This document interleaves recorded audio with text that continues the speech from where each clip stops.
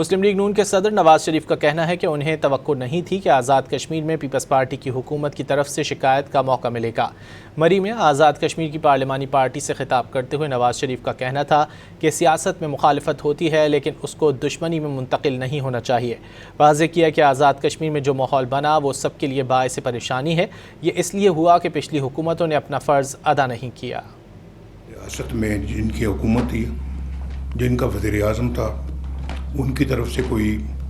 ہمیں شکایت کا موقع ملے، ہم نے جو ہے وہ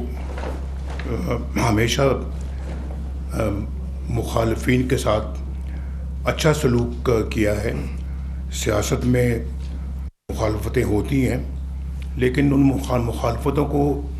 اتنا آگے نہیں جانا چاہیے کہ جہاں دشمنی میں